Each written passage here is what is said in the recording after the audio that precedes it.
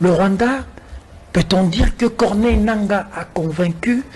Parce que ces images ont fait le tour du monde, les chaînes internationales ont fait des reportages dessus. Le monde a vu que Corneille Nangaa, l'adhésion populaire, ça peut redistribuer les cartes du point de vue de l'échiquier international. Comment vous décryptez cette situation sur terrain? Alors, merci de la parole.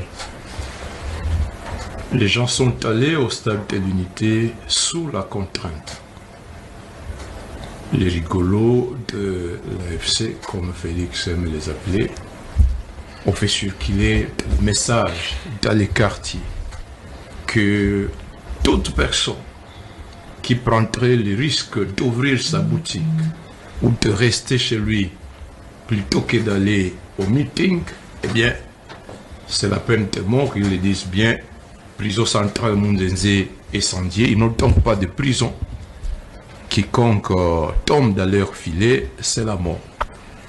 Ils ont également terrorisé cette population traumatisée en disant que à la fin du meeting, ils vont remettre un jeton que chacun devrait présenter lors des couvre-feux dans le quartier en guise de preuve de la présence au meeting. C'est donc principalement sous l'effet de la terreur que nombreux se sont rendus au stade. Mais deuxième élément, il y a également un sentiment de ras-le-bol de la population de Goma, de Rutshuru, de Masisi, de Nyiragongo, de Calais, cette population qui avait cru au schéma de Félix, schéma de la moindre escarmouche.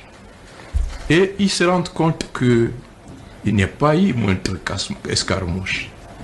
Il y a eu génocide, bilan provisoire, 3000 morts. 3000 Congolais tués. 3000 Congolais. Et dans quelles circonstances?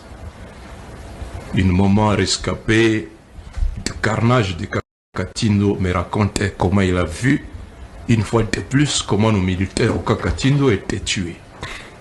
Les mains à l'air. Ils ont demandé que, s'il vous plaît, nous acceptons de déposer les armes. Et les militaires rwandais tirent. À bout portant. À bout portant. L'un après l'autre. Ils sont morts nombreux. C'était déjà pareil à Kitoko. Nos militaires ont été tués, les mains à l'air, aux portes de Kitoko. Ils acceptent de se rendre, mais on les tue quand même. On les tue. D'autres qui venaient déjà de prendre les pirogues. Ils ont quitté le port de Kitoko, direction Bukavu. Les forces navales rwandaises ont tiré sur ces pirogues. J'ai eu le témoignage d'un rescapé. 4 pirogues se sont renversées dans le lac. Mort, personne n'a survécu.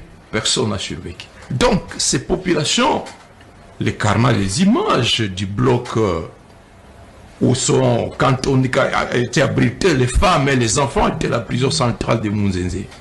Plus de 300 corps calcinés.